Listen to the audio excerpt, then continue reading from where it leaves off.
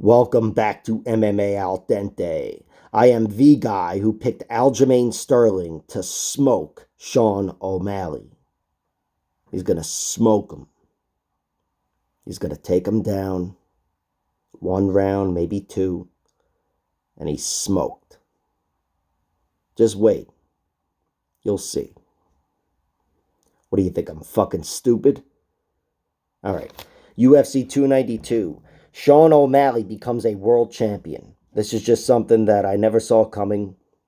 Even here, when he was one punch away in this fight, this result blew my mind. Sean O'Malley, he has always been a superstar, pretty much since he came into the UFC after that viral Contender Series fight with Snoop Dogg.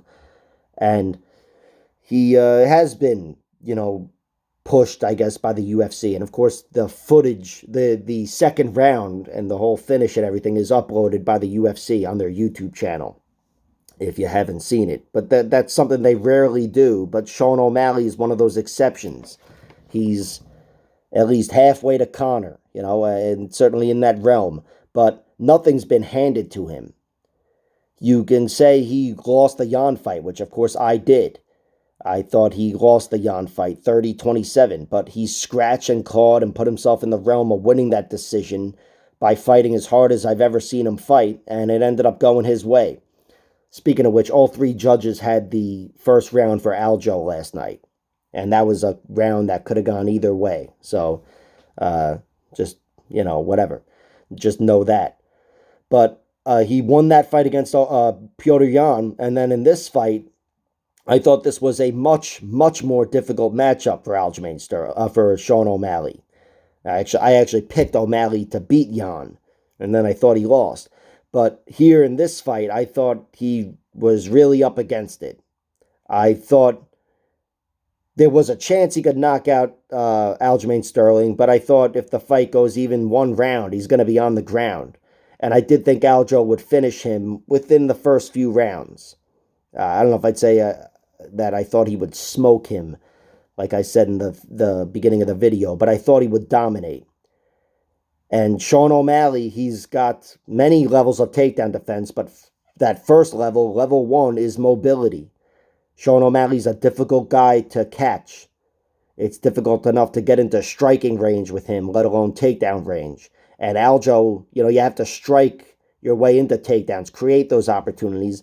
And Aljo, I think, was having a difficult time doing that, but also was finding success just striking on the outside, engaging in the kickboxing battle. I thought Aljo won round one, like I said, and I think he's always been a good kicker on the outside, Aljamain Sterling. Even before he knew how to strike, really, he came into the UFC and he was good as a rangy kicker.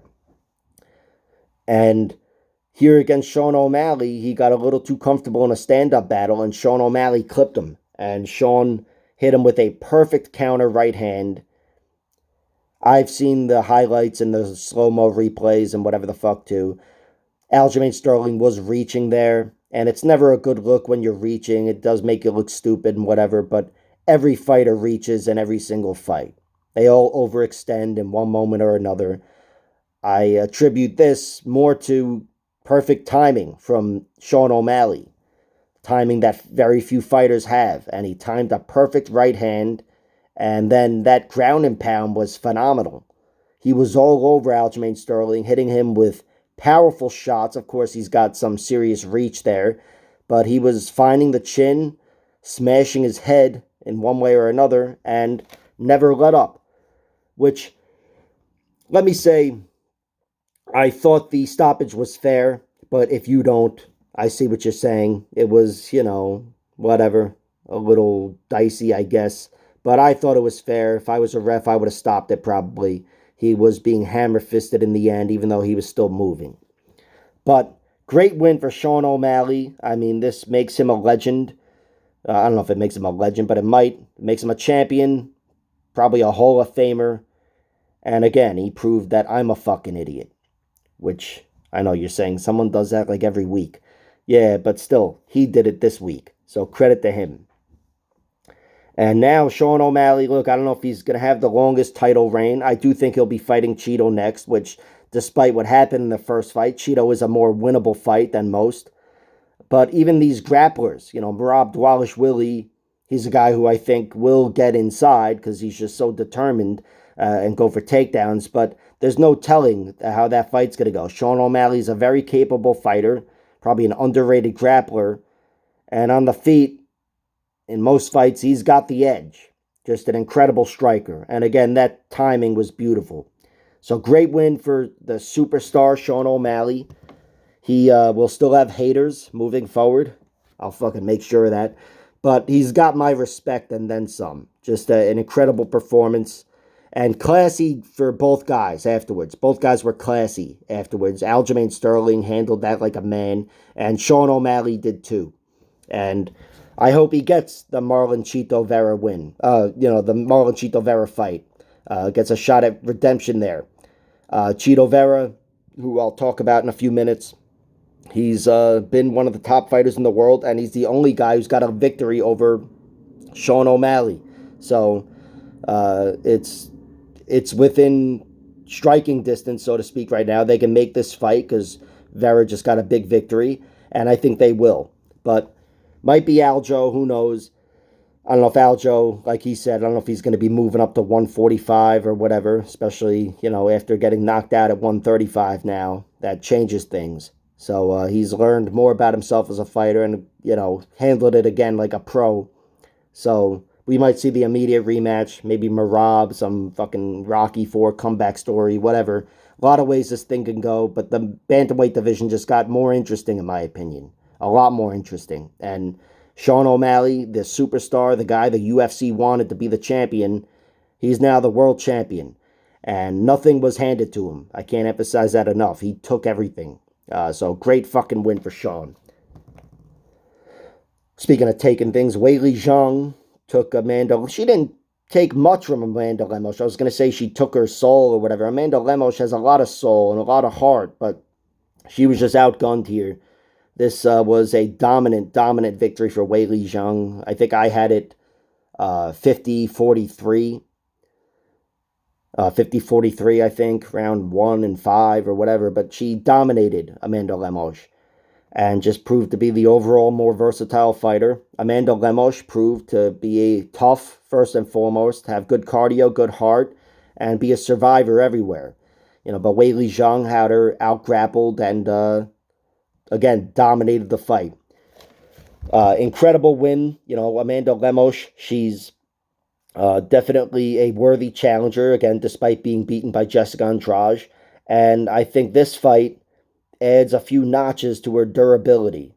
Again, despite being finished at her 2 losses. Here, she was really up against it, and she took everything Weili had and was still standing in the end. Or maybe she was on the ground, but you know what I mean. Great win for Weili Zhang.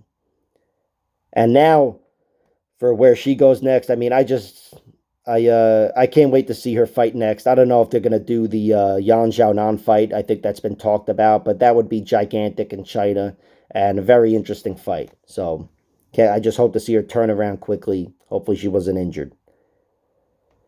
Ian Garry dominates Neil Magny. This was another, 50-43 for a 3-round fight, though. This was just an ass-kicking. This was, I think, 30-25. I had it. Neil Magny did not look good. He was not able to crowd Ian Garry successfully, not able to take him down, and certainly not able to strike with him. Ian Garry won the fight on leg kicks alone, and much else for, whatever, just as the sugar on top, the cherry on top. But leg kicks were the story of the fight immediately. And I thought Neil Magny would get finished, just based on how he looked early. But he was able to stand, maybe not too firmly, but he was able to be standing at the end of the fight and really didn't make this much of a fight. Sucks for Neil Magny. He was pretty much a punching bag. And Ian Garry, who can be pretty fucking annoying, to be honest, he's very, very, very good, Ian Garry, and made Neil Magny look outclassed. Sucks that he wasn't able to get the finish, but he certainly got a lot of highlights out of it. And that brings us to Damon Blackshear versus Mario Bautista. This one was a pretty close fight. I do think it could have gone to Damon Blackshear. I thought the first 2 rounds were for him, but the second round was pretty close. And then the third round, I thought Bautista won. This one really could have gone either way, and it sucks that Damon didn't get the victory, 2 consecutive victories in 1 week. But still, he performed very well. And like I said, coming into the fight, if he, fades down the stretch, then the story will be, oh, he took the fight on 1 week's notice and whatever. Take it away from Mario Bautista's victory. But Bautista looked really good. He was up against what I consider to be a more difficult matchup than Cody Garbrandt. Although, I don't know. Cody with a healthy chin is an amazing fighter, just he doesn't have the chin. But Bautista looked really good down the stretch. He was not content to let himself be out-grappled ever by Damon Blackshear, was always fighting and moving, and scratch and clawed his way into a victory. Put himself in the realm of winning a decision, and it went his way. I like both guys. I slightly thought Blackshear, I favored him to win when they were announcing the decision. I thought it would have gone to him, but it didn't surprise me that Bautista won. I do think they gave him a 30-27, though, if I'm not wrong. That doesn't make a lot of sense, but it is what it is. Good enough victory, and for Damon Blackshear, this was a razor-thin fight that easily could have gone his way. And it's a week after he just won with a twister, the third in UFC history and whatever the fuck. So he's still in very high standing. But yeah, it sucks that he doesn't get his winning bonus and the pretty green spot on his record. Brings us to Pedro Munhoz and Chito Vera. This was a fight kind of like Blackshear where I thought Pedro Munhoz won. And this one really hurt me because it ruined my fucking night with all my parlays. But this one could have gone either way. I do think in general Chito Vera was the last man standing, again, which is his primary trait. He's usually very good in round 3, and I do think he was winning in round 3, but Pedro Munhoz still looks impossible to hurt, really. Took away many of those big moments that Chito Vera usually has, and relegated this to a points battle, a tactical point battle, and I thought Pedro Munhoz won. I thought he won the first 2 rounds, to be honest. I was surprised when the decision went to Vera. I can't say it was a robbery, but I could say it was a kind of bad decision. That's what I'll say. But that's because I kind of bet on Pedro Munhoz. So you got to keep that in mind. But good win for Chito Vera. And again, a guy that scratches and claws and gets better and builds as the fight goes on. Round 3, he now has fought his way into a title shot maybe because the cookie crumbled in his favor where Sean O'Malley won the title and now he's got a grudge match with the champion.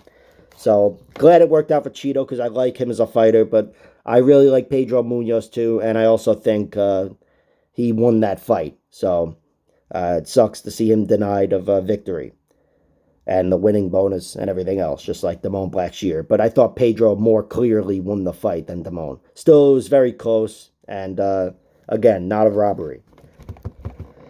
Brad Tavares. Tiago Tavares used to fight in the UFC way back when. I didn't write down B. Tavares, so I just went right to Tiago.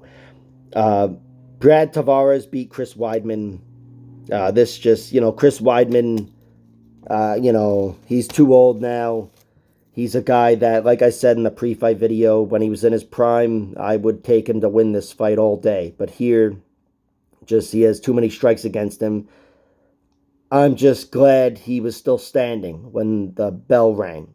He wasn't knocked out, and his leg looked healthy, although, who knows? I think he fucked up his knee or whatever or something, but he was still standing. So it's a good enough way to go out, only because there are a lot worse ways to go out. But Chris Weidman, I know he was talking about fighting Adesanya and knocking out Adesanya and this and that, and he's a guy that's a very determined man, but, it's got to be over. It's got to be over. I feel like this proves it even more than like a knockout loss, even though a knockout would probably encourage him to retire more quickly. but losing a decision to Brad Tavares, a guy that he was better than once upon a time. Now Brad was better than him. It cements the fact that, yeah, he's done. And I know I'm just taking away from Brad Tavares' win here by shitting on Weidman, which I love Weidman, by the way. I'll never shit on him. But Brad Tavares, he looked good. He looked good. Fresher athlete than Chris Weidman, faster, and overall healthier. And he's no spring chicken either. He's 35 years old, I think. But he just looked like a much healthier fighter. Obviously, he's been in there a lot more in the last few years, whereas Chris Weidman's been off for 2 years and, spent a lot of that time rehabbing his leg. So, this was a battle of two guys trending in opposite directions. Or maybe they're both trending in the same direction, but Brad Tavares is just that much healthier, and he was better at this point. So, good enough win for Brad, and for Chris Weidman. It sucks. He was the man for his time, the champion, the guy that took Anderson Silva out, but it should be over. Gregory Robocop Rodrigues takes out Dennis Tiuliulin. I'll always say Tiuliulin. And this was a very impressive victory because Robocop actually he got it done with grappling and with power. He couldn't just get a submission. It still had to be those bricks in his hands.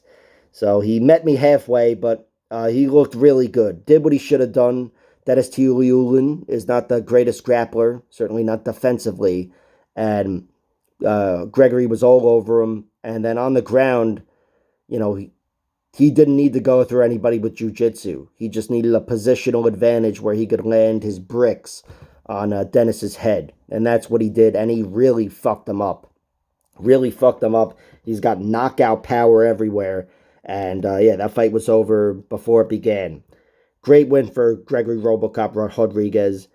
Doing what he should have done and getting to have his cake and eat it too. He grappled, but he still won by smashing somebody with bricks. So, great win and tough loss for Dennis. That brings us to Kurt Holobaugh. Kurt Holobaugh, just, an incredible fighter. One of my favorite, under-the-radar guys for his day. Just a really good scrapper and a lot of heart and a very versatile guy. Very versatile. And that's what he showed here against Austin Hubbard. I did think Hubbard was going to be winning with physicality, which he was early on in the first half of round one. And then Kurt Holobaugh did not relax. He conceded takedowns and whatever, but he did not relax ever and got up and started making Hubbard pay towards the end of round one. I thought he was starting to take over the fight. And then in round two, he was all over him. And ended up getting the tap, the triangle. I thought Kurt Holobaugh looked excellent. This was just a continuation of how he looked on The Ultimate Fighter. And I know he was taken down by the guy Lee and really controlled. That was a big comeback victory. But this was kind of fought in the same way. He wasn't completely dominated in this fight, but and he turned things around pretty quickly. But he's a guy that just, it looks like if he had a healthy chin, which he's only been knocked out once, and, and there were no time limits, he would fight to the death and probably beat most guys in the 58th minute or whatever. He's just got a lot of heart, a lot of grit, and a lot of skills, Kurt Holobaugh. And I'm glad he won, even though, again, I picked Hubbard to win and bet on Hubbard. But Kurt Holobaugh was definitely the more exciting guy between the two.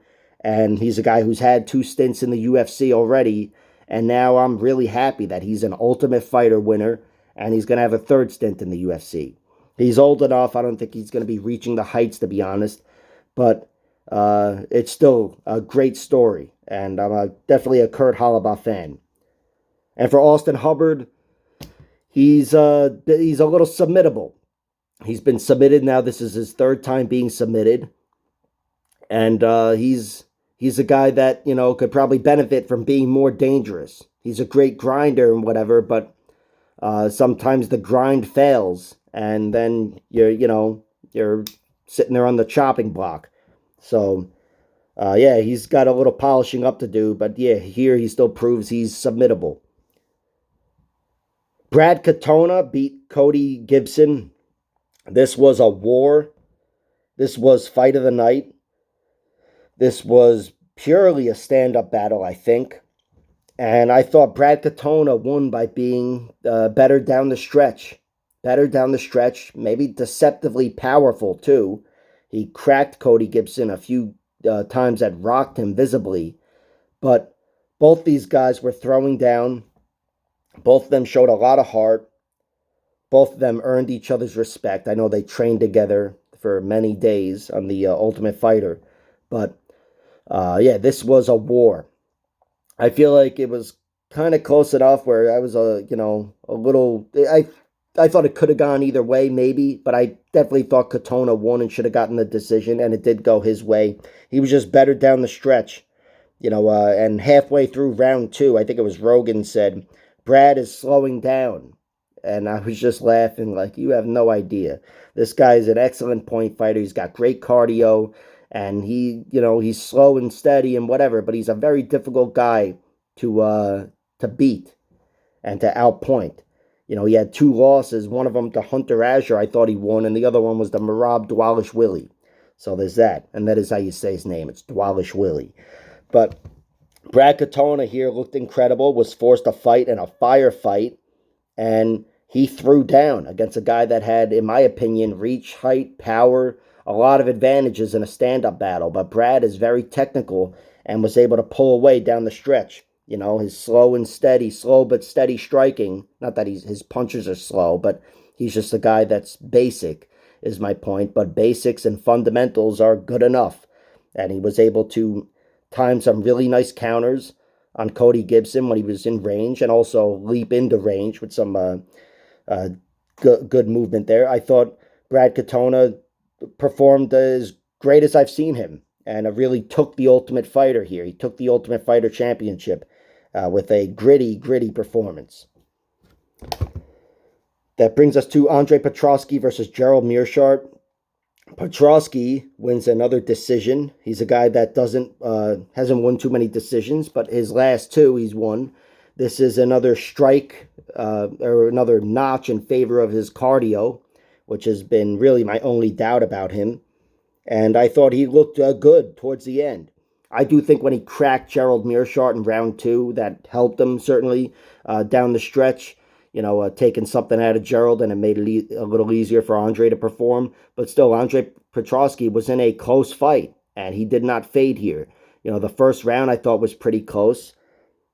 I think Andre won it. I forget the scorecards and whatever, but overall, Andre got the better of Gerald. He was not the best striker, as the commentators were pointing out. It wasn't the greatest striking battle, but Andre was good enough and kept Gerald at bay. And in round two, he did get inside on him, showed a little more aggression, and cracked him. And that was easily the biggest moment of the fight. And then he dominated in the end. Andre Petroski is a dominant grappler. This guy is very, very skilled. But yeah, he looks like he needs a lot of work on the feet and whatever, as does a lot of fighters. But Petroski still looked great here.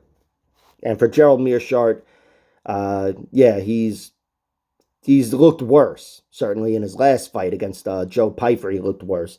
But yeah, this was a tough matchup on paper, a difficult matchup. I thought there were opportunities for him to win down the stretch. But Petroski keeps improving, especially in that cardio realm. Natalia Silva beats Andrea Lee. This was a dominant victory for Natalia Silva. Just speed kills. That's what I wrote down. A lot of twitchy feints, which slowed down over the course of the fight. I know in round three she wasn't quite as twitchy with her feints, but she's just an excellent striker. So fast, very dangerous, mixes shit up very well, and has great movement as well. Andrea Lee was just too slow in every round. Her strikes were slower, her movement was slower, and she was not able to even crowd Natalia Silva, let alone take her down. Natalia is fucking awesome, and I kept thinking throughout the fight, I'd love to see her rematch Marina Rodrigues. I would love to see that. Marina's the last girl to beat her, and it was by decision, and it was, I don't know, a few years ago, 5, 6 years ago, whatever it was. Or 4 years ago maybe. But Natalia Silva looks amazing. I mean, she looks amazing. She's now 4-0. Andrea Lee is no scrub. Yeah, she looks slower and whatever the fuck, and she's getting older. But she's still a girl who's at least close to her prime and has looked very good in the UFC recently. And she had nothing for Natalia Silva. Natalia just looked awesome. Sky's the limit with her. And as the commentators pointed out, she does have 5 losses, as I pointed out in my videos and whatever. But they were all when she was young, very young. And she's improved and improved. And she looks very, very, very good. Where I can't wait to see who she fights next. And I can't wait to see the fight.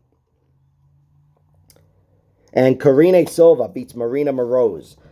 This was an incredible win for Karine Silva. For Marina Moroz, she's a girl who's always been durable. Like I said, I've never really seen her hurt. I think she was dropped against Valerie Letourneau, but she's pretty much gone her whole UFC career without being hurt or finished in any way.